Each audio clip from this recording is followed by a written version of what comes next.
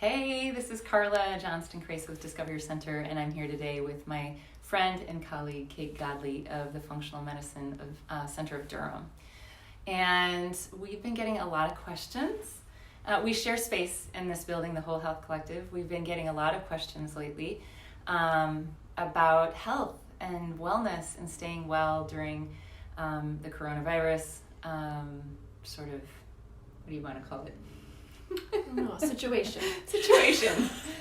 And so we share tips all the time and kind of support each other in health and what's going on. And if you join us, say hi and feel free to ask questions. We may not get to questions today, but we will definitely go back and look at them.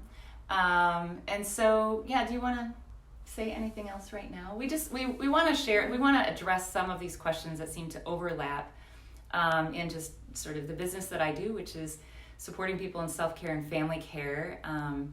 And then Kate comes more from the really medical perspective and science-based. Mm-hmm. Yep. In general, I do primary care, and so I see people of all ages. So good. Yeah. Cool. And I'm just going to say right off the bat, there's no perfect here, and we're not here to say, you should be doing anything, you shouldn't be doing anything. I know I'm receiving a lot of questions like, what should I be doing? What shouldn't I be doing? And those are, that's kind of not where we want to go. First and foremost, I think in my work, and I know in Kate's too, we talk about this, it's really important just to really look at nourishing yourself and staying calm, or nourishing what I feel like is the nervous system. When you kind of have the anxious nerves fluttering, or you can feel like you're in a greater state of being ready to respond rather than react. And we'll talk about some of those things as well today. So, yeah. Cool. So we can start by going through a couple questions that we've gotten from our clients and patients. The first question that I keep hearing is, this sounds totally new. Is it something that we should be scared of? So, well, first of all, the word should's in there. I know. But that's what a lot of the questions are coming in, right? There's a lot of questions coming in from people should I? So. Yeah, and so I used to be an infectious disease specialist, physician assistant, and in the hospital. And in general, for about the last 15, 20 years, the infectious disease doctors, really smart people, have been keeping their eyes and ears open for new flu epidemics or pandemics. And maybe I can explain those terms better if you want to contact me. But in general, I think that there's a lot of smart scientists and doctors and clinicians that are watching. We know that we've had other coronaviruses, especially the SARS virus in 2003, and we learned a lot from that as a scientific community. So no, it's not new. And I don't think that being scared of catching this virus is going to help in any way, shape, or form. So what can we do to kind of remain calm? And then that's sort of where the rest of our questions come in. So yeah. So what should I be doing? That's a common question. I've been getting, what oils should I have in my house? Should I be getting more energy sessions? What Ayurvedic practices are going to be the most powerful right now? And so I just want to respond a little bit, and then Kate, we've been talking about some of these things. Again, I think everything that I do is really under coaching and facilitation. I'm not a medical practitioner. That's not my background. I help people with lifestyle. And so I'm usually looking at how do we boost immunity and how do we keep the nervous system calm.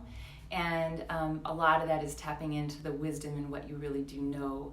And part of that is then knowing who else, what else to add. So none of the questions we're getting are wrong. It's great to reach out.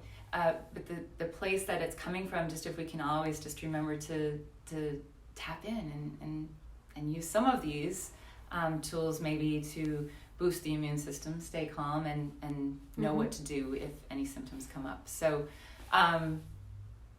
yeah. I mean, where do you want to start? There's so many. Well, right. There's a long list, and you're not supposed there's no doing them all. It's really about choosing what's light, and you might recognize you're already doing some of these things. I think it's great to start from where you already are and acknowledge where your health is right now. Acknowledge, a strong immune system if it is there. And if you have a compromised immune system, and we were kind of joking about this, we are very familiar with that in our families, then what do you, like what else might you need to do and add? So do you have a few of your top? So I was going to say my favorites are typically vitamin C. I mean, and this doesn't have to be a capsule. It could just be reaching for the foods like oranges or cherries, things that are higher in vitamin C, broccoli.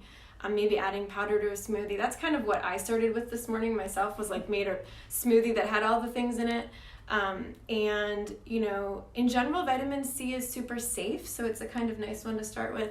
And then, of course, there's other vitamins like D and A and E that also help your immune system, but these are fat soluble. So these are things that you can overdose on, so I would talk to your provider about those first, or contact me.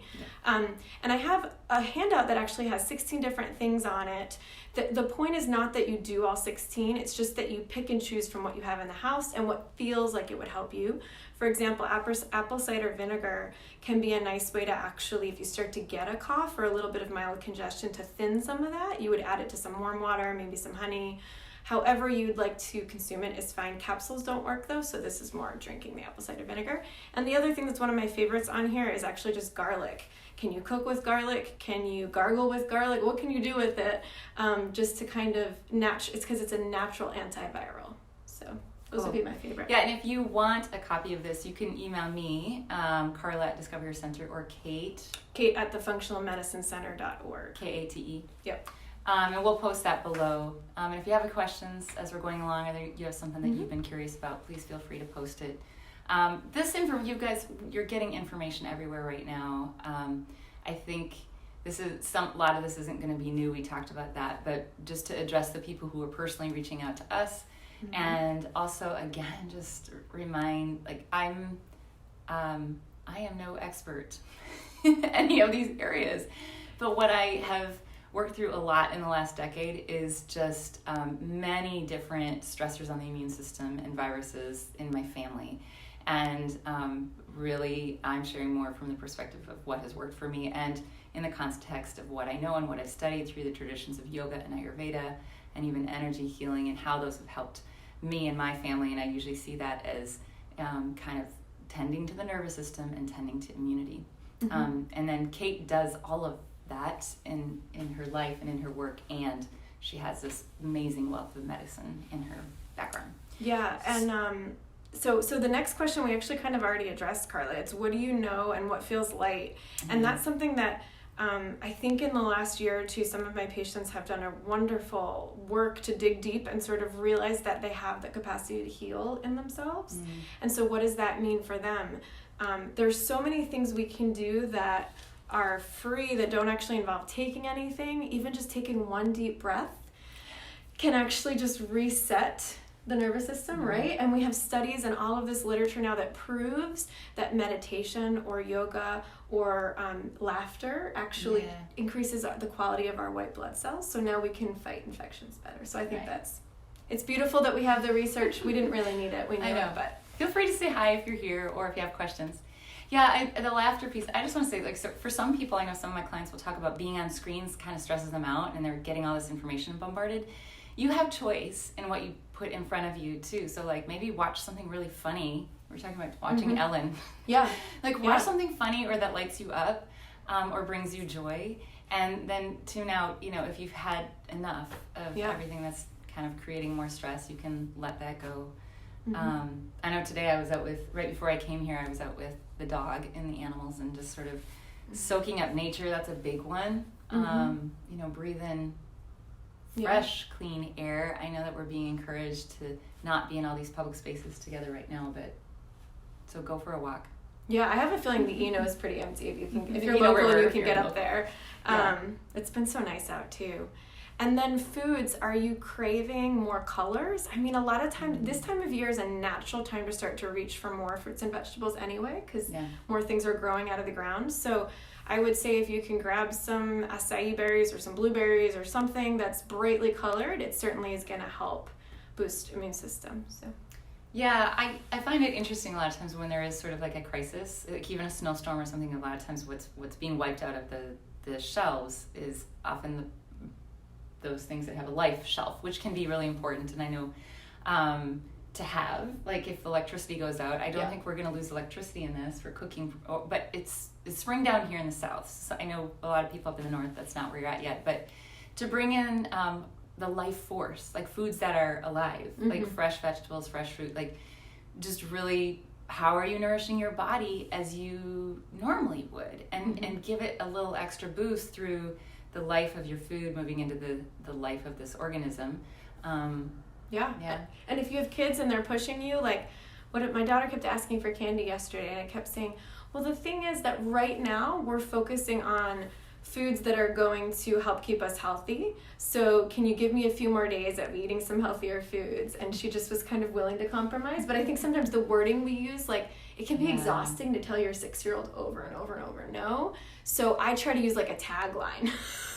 Like, remember your immune system, Army, and like try to say the same words over and over, because you know, some of them are very good at negotiating with you. Trust you. If your mama's out there, like, Yeah. trust you, or caregivers, and, you know, taking care of other people. Like, what do you already know? What works? You know your kids best. Like, instead of making them try to do so. I have teens now, tweens and teens, and I was telling Kate, like, yeah, I don't know if they're washing their hands at school, and I don't know if they're, you know, like, they pack their lunches, we help them sometimes still, but most of this they're doing on their own, and I'm just trusting, and I'm sort of asking them questions like, how do you want to feel? How do you want to nourish yourself? What do you have going on this week? Like, if there's track, if there's volleyball, if, you know, there's things that are happening that they know they need. Strong body, strong immune system, and this is something we do all year, but in particular now, like what do you need? And in that, I'll just add right there, sort of like the energetic piece for me that I play with is just inviting them to be aware of if they're feeling anxious or they're feeling things, like how much of that is yours, how much are you aware of what's going on, because kids, we all are, I think, very energetically aware, but kids in particular can really pick up the anxiousness around them. So just kind of coming back to self and acknowledging the choices they're making and the choices that you're making. We didn't mention sleep yet. Yeah, so for me, I was going to mention sleep, that for me, sleep is a big part of my immune system. Like many people, I've got that Epstein-Barr virus kind of running wild in there. And I notice if I don't sleep well that the Epstein-Barr virus will creep back up, which is a whole nother Facebook Live video. But my point is, so there's certain things that will sabotage my sleep. And I also have kind of a sleep hygiene handout that I'd be happy to share too. And really the screens, financial conversations late at night, things like that are, you know, like cut them off like 5 p.m., 6 p.m. at the latest, and then don't dive into that sort of mental space. And then if you do have supplements that have helped with sleep, I think now would be the time to take them, in terms of like things that you know are safe that you've discussed with your provider too. Like L-theanine is a good one that some people really like. So yeah, like I come from a holistic perspective. Kate does too, and we both, in our own lives and family and health, are always looking at how do we bring whatever is required. If we can take away the judgment of what's right or wrong and all this, and what's good or bad, and just sort of really tap into more of what you know, taking in the external sources but not making them greater. Yep. Let's see. Oh, what are the symptoms? Some people are asking specifically, do you know like what are the symptoms I should be looking for? Do you have a response? Yeah, so my first comment on that is, the regular flu is certainly much more common and prevalent than the coronavirus, but the symptoms are very similar. So regardless of which one you think you may be coming down with, the first thing would be to call someone or do a telehealth with a provider, not to like march into a clinic where you might, you know, be exposed to something else or expose people. So call someone. There's lots of these like apps now where you can do a telehealth with someone. And so the symptoms would be fever. Now fever, how high, depends on how healthy your immune system is.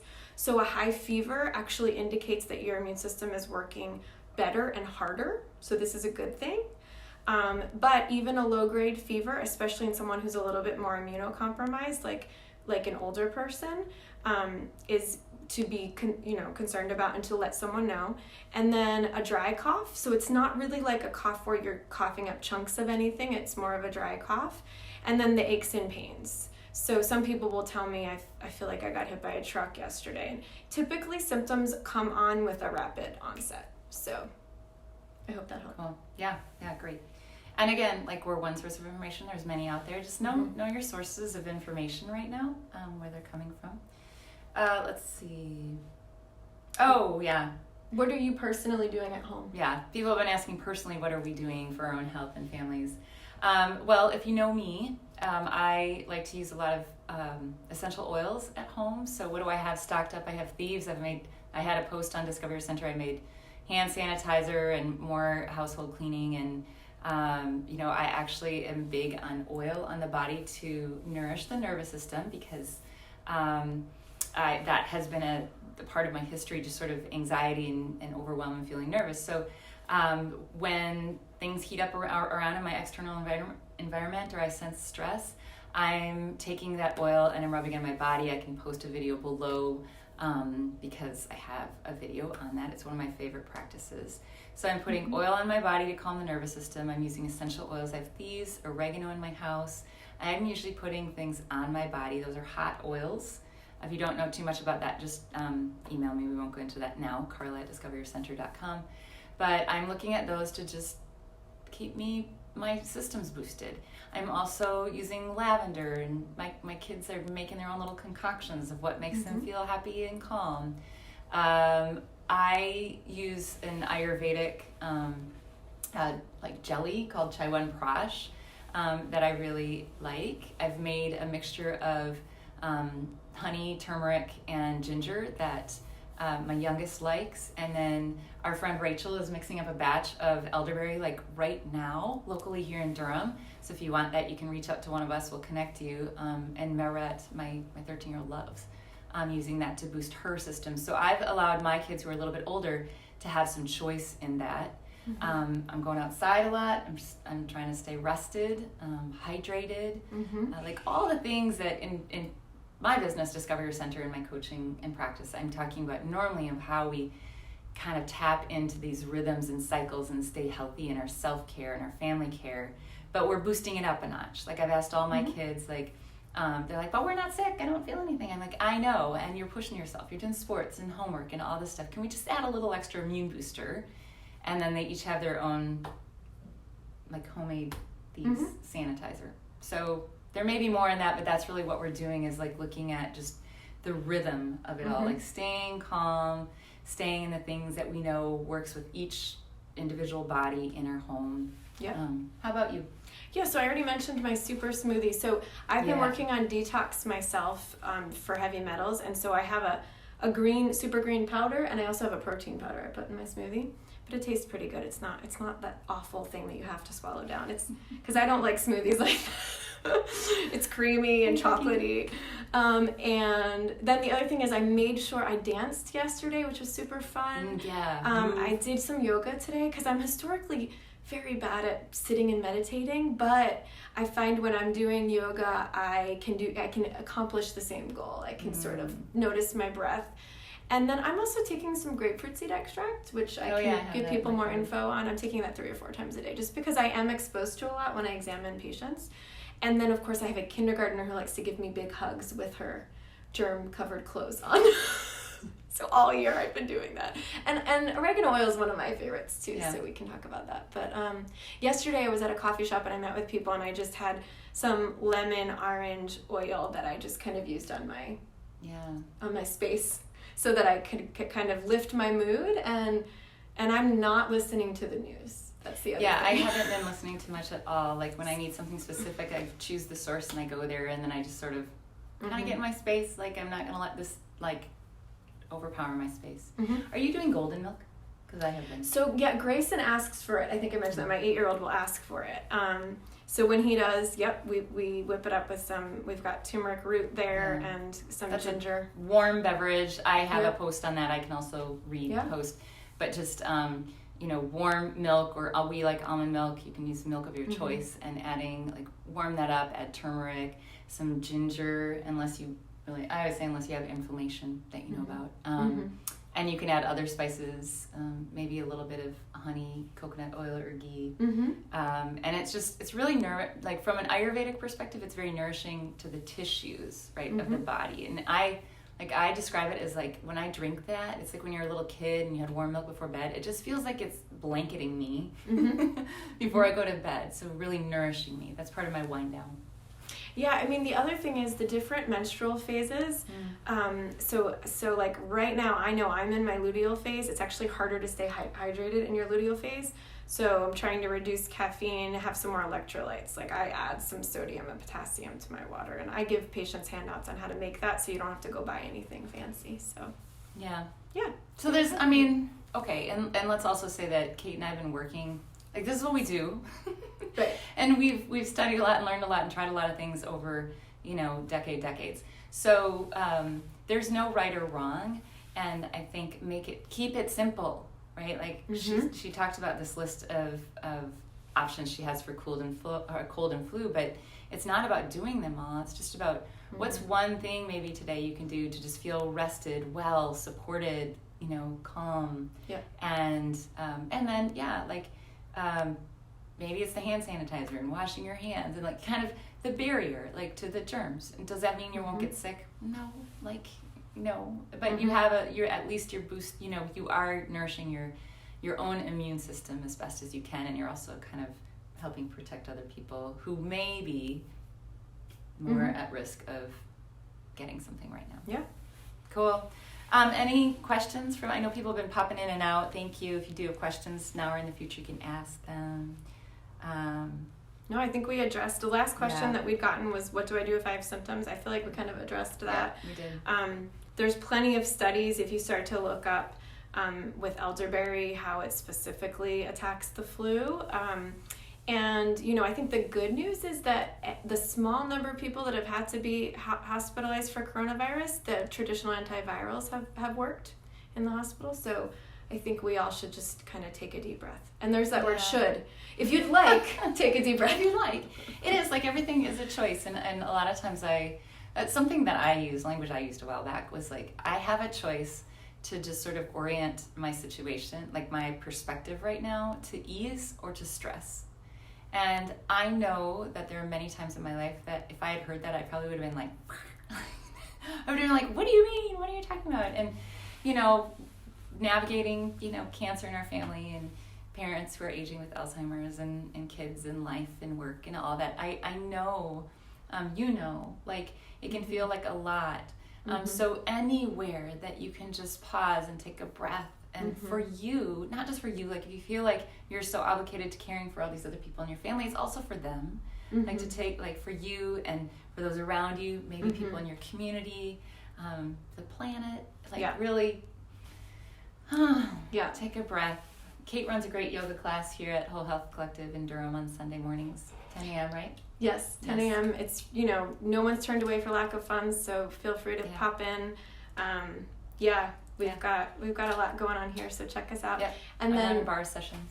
Yes, and to add to that was there's a book called Radical Acceptance. It's kind of a Buddhist book. Cool. Yeah. But recently I opened it and I was like, wow, this is kind of the key, what you just said about letting things pass through us, and I can choose ease or I can choose stress. And so if you're looking for a book right now that would maybe be the opposite of what's going on, I would recommend that. Yeah, and if you've been following my Facebook for the last few weeks since I was on a little workcation vacation in Hawaii, one of my mantras has just been, I embrace life and I let life embrace me. And right now, just as everything's popping up, and it's not just coronavirus, it's the political environment, it's life at home, it's lots of things. I let it embrace me, because the more I resist things, for me personally, that creates a lot of stress in my body. And I know that when I'm stressed in my nervous system and in my body, then my immune system usually starts to go, and it makes me more vulnerable. So that's me. Yeah. I mean, reading this book, I was like, wow, this is the key to autoimmune disease, is also we try to control and hold on to things that we really can't. So yeah. You and I are probably the only people who've ever done that. Right? That was sarcastic. Let us know. That was sarcastic. Let us know if that's something you've ever done. But anyway, go out into the world, be well. Kate, thanks for taking time. I really enjoy being in space with Kate. Here at the Whole Health Collective, there's a lot of fun stuff happening. If you want elderberry, locally here in Durham or the Triangle, reach out to Kate or I. We'll connect you with our friend Rachel. She has a very minimal batch happening as of this morning. She's been making it. Sessions with Kate at the Functional Medicine Center.org.